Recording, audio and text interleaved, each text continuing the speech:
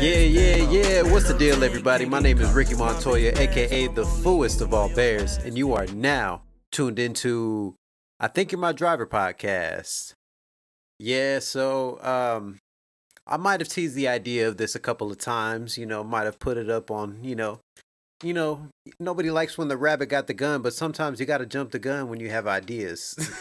Like, I came up with so many ideas for this and I've cross promoted it, but yeah, this is probably what we're going to look like here for a little bit while I just figure this thing out. So, let's go ahead and just get right into it. Just to give yourself an introduction, give you an introduction. What am I talking about? My name is Ricky, like I said. I'm an all around creative. I'm a producer. I'm an artist. I do a whole lot like creative wise. So I just feel like with something like this as a podcast, this is going to be more so of an entertainment. So strictly for entertainment, that's all I need to do. So just want to go ahead, set the bar, set the expectation for this. And I think, especially as adults, I just turned 26. I think it's very important for us as adults to know exactly what we're doing, exactly what we're going for, and most importantly, to stay in our lanes. I think that's something that's very important when it comes to us and people as being an adult is staying in your lane and finding where you're supposed to be. So basically, I'm using my creativeness and my likeness to trying to make sure that I can stick in a creative space and trying something different out by trying something as a podcast. We'll see, of course, where this goes, but staying in your lane. I'm just trying to touch back on the whole topic of the podcast. I think you're my drivers. So mainly, like I said, this is going to be entertainment, but the main thing is really just kind of taking you through the history of me being like a Uber and Lyft driver. So I'm not gonna go ahead and just like label this as, oh yeah, I'm the Uber driver podcast guy. This is just like I said, entertainment. So, we're here to have fun. Like, I think the biggest thing, especially when it comes to like being a driver, is staying in your lane. Of course you can lane change or whatever, but stay in your lane. And I think that really applies to everything in life, whether you really think about it or not. So, mainly, I feel like this applies in life if we're talking about what the whole world has been talking about probably for the last almost month now. Now, I feel like things have kind of died down, so I think it's a good way for us to kind of take the bias out of our opinions that we have. So, what am I talking about? Of course, the Drake and Kendrick Lamar beef. It wasn't no real beef, but we all know what it was. But yeah, man, I think I think it was very much like needed for the time. But what's like very interesting is that there's like a lot of stuff that is coming to the light here in 2024, which we all know did get kicked off by Cat Williams having that interview and the sit down with Shannon Sharp. And he literally put it into the air that this year is going to be the year of the truths. And here we are, fast forward to now, Kendrick and Drake. Now, let's be honest, this was already a truth. We all knew, well, people who paid attention, we know what's going on. We know who doesn't like each other. We know who doesn't get along with each other. Specifically, I have been waiting for this myself personally between this Drake and Kendrick the most because I do remember, especially like watching like a lot of these breakdowns, which shout out to everybody on YouTube that's getting all the work in and really putting stuff together. Like specifically the one I've been watching the most is What's the Dirt TV on YouTube. If you don't know it, go ahead, get yourself up on speed, but if you know, you know. Anyways, so watching a lot of these videos and just seeing how much of back and forth when it comes to interviews, of course, that's like the only way people can get their ideas out. But it was just always interesting just seeing how openly Drake was speaking on some of these interviews. That says a lot by like the PR saying how he was able to speak so freely in the sense that he did. But at the same time, it's like very interesting to see how big of a star he is now and how big of artists both of them are. So I was riding for Kendrick 1,000%. Pause. I was like right behind. Like as soon as Euphoria dropped, I was like that came out. I was like, my homie, he actually texted me that morning, And he was like, Kendrick chose violence today. And I was like, what are you talking about, dude? And he sends me the song, and I was like, oh, wait, is this the album that came out last night? So, just kind of reliving the little steps. And then we get to push ups, and I won't lie, I was okay with push ups at first. But being a Kendrick fan, I'm like, nah, I can't like this song. I can't like this song. But I started bumping it. And that song bumps, I'm not going to lie. Being a Kendrick fan, it does still bump. Then we got Euphoria. Bro, I have not turned that song off since it's gotten out, since it's gotten released. I saw the notification on my phone from YouTube. I'm tuned all the way in. So, like, just seeing how it is now, I think it is fair to say that we could take all of our biases out. And it was a good matchup. But we all know this is not songs that he just made on the fly. These have been sitting around. We know this because there's a big, huge thing about his hatred for Drake, which, whatever. People act a certain way. We don't know what happened behind closed doors. There may have been something, there may have not been something. It may have just been all entertainment like how it's supposed to be because these guys are entertainers. But whatever, we got a fantastic battle. And of course, Kendrick whooped that ass. He was putting belt to ass on Drake's old stupid ass. But, we're not going to get too crazy because it's just me by myself. I don't have anybody else to bounce off of, but, we'll see. So, anyways, in other news, basically, like I said, this is going to be the stories and also just getting into other people's, I guess you could say like testimonies, if that's the word you want to use, of just basically hearing other people's side as even on the passenger or even other drivers. So, like, the main thing about this is, like I said, staying in your lane. And one of the things that really stuck out to me when it came to me trying to write out this podcast was whenever I had this one lady. Now, me being a person who I am a fantastic employee, I'm a great worker. People will like to work around me, and people will like to interact with me, aside of whatever. But that's here nor there. Now, I am not the most on time person, and I am not afraid to admit it, and that is okay. It's really not. But seeing people in real life late, rushing, and waiting for an Uber, having that as like a three-way domino is crazy. And this lady literally was all three of the categories. Like, if we're talking like if we're trying to rate her as like a category Karen, she was definitely like a F5, 1000%. So I go and pick up this lady, and she gets in the car. She's a little frantic per usual. It's morning. And she's like, yeah, I gotta go do this. And she's like rummaging through her purse, losing her shit. And she goes, oh my gosh, we're gonna have to go back to my house. I think I left my keys. I was like, okay, whatever. So she goes, rummages through the house or whatever, comes back out after her losing her shit for like 5 minutes. She literally comes back out and sits in the car. I'm trying to keep this as short as possible because I can talk a lot. So she comes back out, and she literally sits in the car, and she was like, oh my gosh. She was like, I don't know what's going on. I'm losing it. I went through my entire house. I tore up my bedroom, my bathroom to look for these keys. And come to find out, they were in the purse the entire time. And I just rummaged through it. She was like, oh my gosh, I don't know what I'm going to do. I just, I need to take a Xanax. That's what'll help. And I'm like sitting there like, what? A Xanax? And I literally, no joke, I literally told her, I said, how about we try breathing? Let's try that. Let's try that first. And she was like, you're right.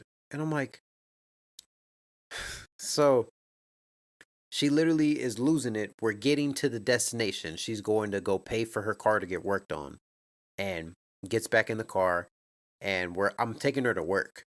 So I was like, hey, this thing is going to have me jump on the tollway. Is it okay if I don't take it? She was like, yeah, for sure. Why not? And then was like, but wait, why?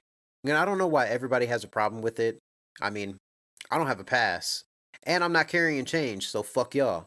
But she was like, if I would have known that you weren't going to take the tollway, I would have just ripped my sticker off of my windshield. That way we could have got through in the tollway. And I was just like, Okay. And I'm like, we're still gonna get there within the same time. And she's like trying to rush me and trying to be all passive and whatnot. I get it. Running late. Completely understand. And so we're driving, we get on the freeway, and she literally is like backseat driving to the utmost. Like I said, a grade level F5 Karen. And she's like, we're on the freeway. Today's this day. Like, the cops don't monitor this freeway, so you could speed. I was like, excuse me?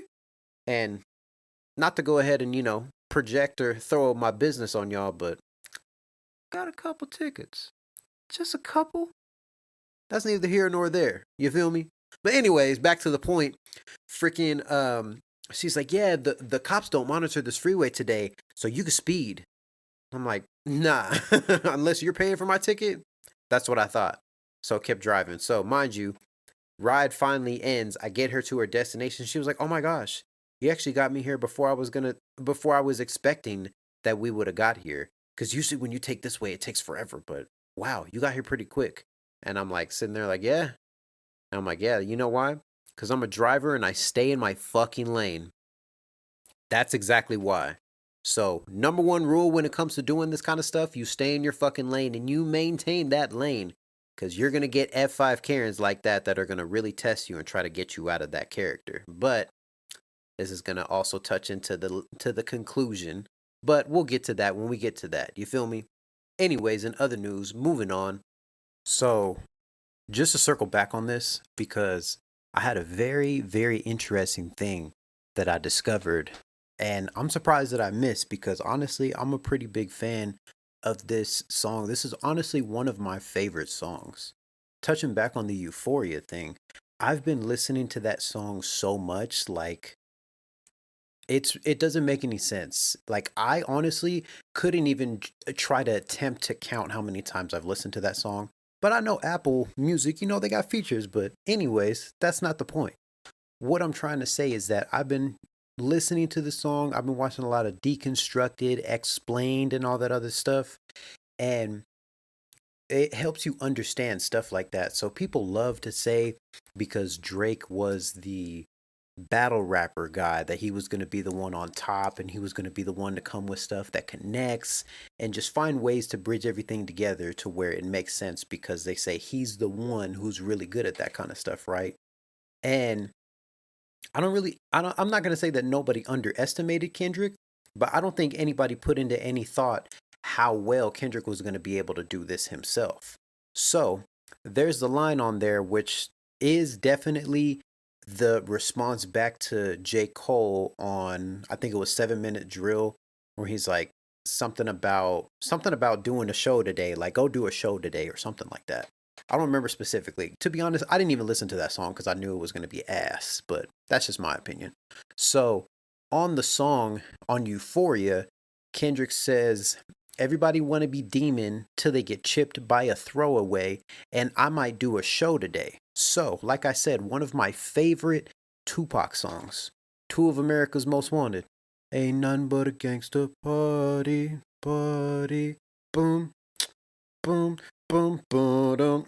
Bro, you know what I'm talking about, bro. That song is, yeah. So, at the end of the verse, Tupac has a line where he says, they tell me not to roll with my Glock, so now I got a throwaway. Floating in this black Benz, bitch, trying to do a show today. I probably started screaming on that, but I'm sorry. I love that song. So it's like the perfect way to literally segue and piggyback off of the shit that Drake was doing, deciding to get the AI Tupac. And ironically, this song also has Snoop Dogg on it. So the Two of America's Most Wanted with Tupac and Snoop Dogg, and then Drake goes and gets Snoop Dogg and Tupac and put them on a song on AI together to diss it. So it's like the perfect way where it's like, oh, you want to dish this plate? Let me go ahead and give you the final battle. Let me give you everything. I'm going to give you exactly what you push towards me. I'm pushing it right back at you. Now, how you feel about this kind of thing? And it was like Kendrick's perfect way. And like I said, I don't think anybody underestimated, but just like that connection, bro, that was fire when somebody pointed it out. So shout out to Cole Kushner of the Dissect podcast that you can find probably on the same place that you're listening to me.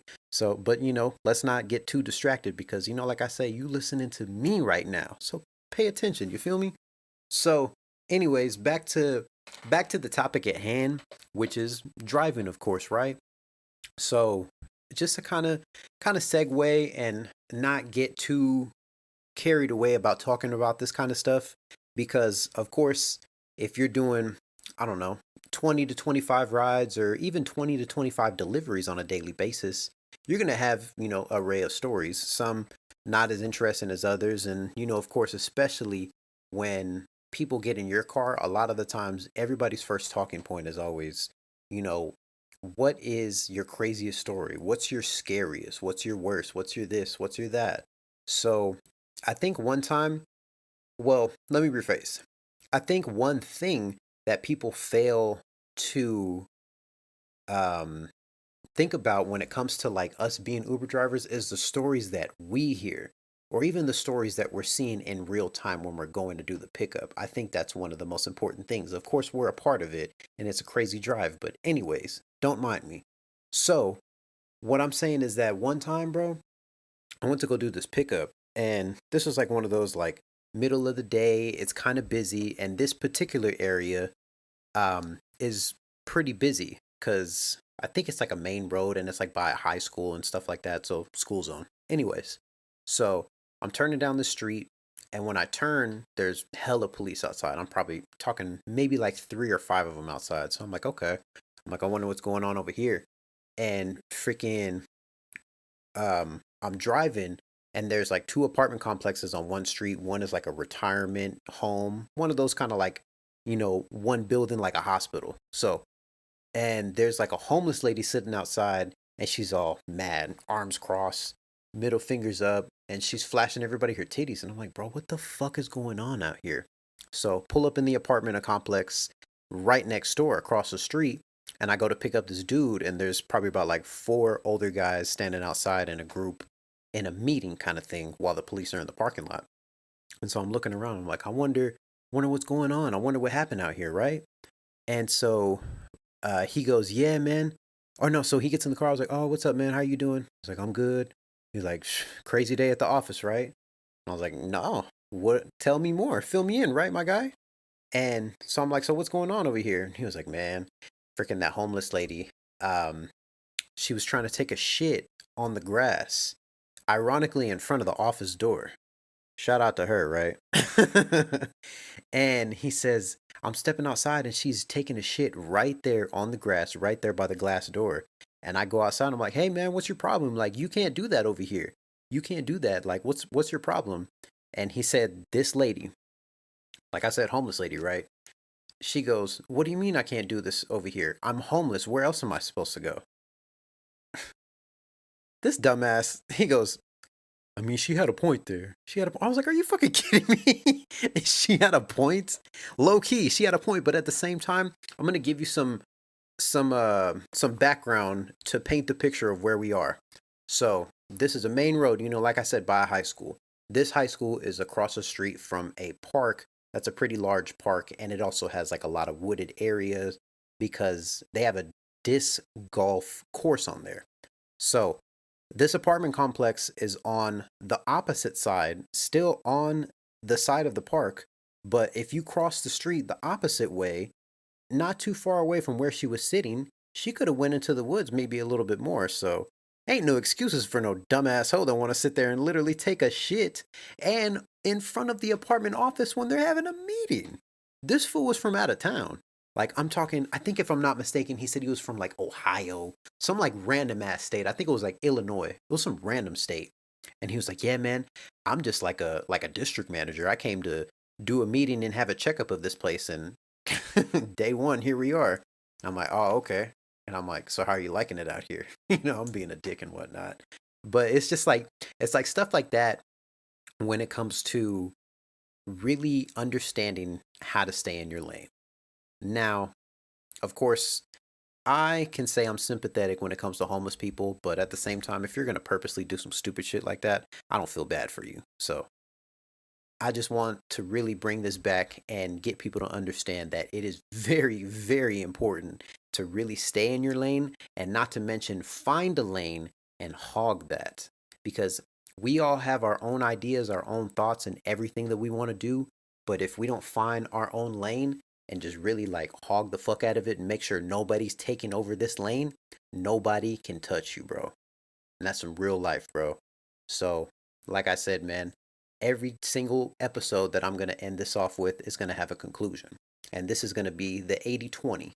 So, you have 80% of your life that is centered around everything that you need, everything that you love, and everything that you enjoy. The 20% is the stuff that could, it's 20%, it's a little chunk, but you'd be surprised what you can make happen with 20% whenever you build 80. If a tornado or something hits your house, if one window gets broken, you're still going to have a lot of airflow and a lot of shit's going to get in your house, right? So like I said, a little 20% can really make a difference in damaging 80% that you've built. So every single episode, I'm going to let you know, every time when you have that 80% and you're really maintaining a lane and you're trying to make sure you're staying in one direction, don't allow that little 20% of, oh man, I missed a stoplight. Oh dang, I ran a stoplight. I missed my exit. Don't allow that to really ruin everything that you've built in this 80%. You understand? And I'm going to leave this here with the question for the people. I don't know how many people listened to that first episode. I'm lying. I know the number, but anyways, here's a question for everybody. What's the lane that you want to be in, and what's the lane that you're going to create for yourself? I'm going to leave that as a question for everybody that's tuning in, and keep that in your mind as you're following through with the rest of this episode. So I'm going to go ahead and sign off on this one. Like I said, my name is Ricky Montoya, aka the Fooest of All Bears. Today's episode is called Stay in Your Lane. So with that being said, I'm going to end this off with giving a little preview of a song that I kind of recorded. It's called My Lane, which ironically I recorded and wrote around the same time of me creating the idea of this podcast. So just go ahead and ties into the whole theme. So signing off, like I said, my name is Ricky Montoya, aka the Fooest of All Bears. And thank you for tuning in to I Think You're My Driver podcast. Hey, recipe for greatness, moving on stepping stones. Come way too far to become unknown. Waited too long, now I'm out my zone. Gotta dump out that trash and I gotta go. Man at the house, it's like I was 6. So please excuse me, I'm about to trip. I say please excuse me, I'm about to flip. Say the shit ain't gonna work without confidence. If it ain't making dollars, ain't making sense. This little bitch being cute gon' pay all the rent. At this rate, yeah, I know I'ma need a 10. So I'm back with the Sharks and I'm playing defense. Ayy, got my ego tucked in this waistline. Hoping you don't waste time, really I'ma take mine. If it's 2-3, I got the baseline. Thinking it's a game, try to place mine. FaceTime, really I'm a K9. Buckle with my dogs across state lines. Should I say we cross state minds? Should I say we on pay time? Really don't matter, they gon' catch a glare. Pockets so chubby, they looking for shares. Don't got the hand that'll feed you, I swear. Speeding it goes and I'm all in my lane. No, I do not feel the same. Really, I'm out of my brain. Really, I'm out of my brain.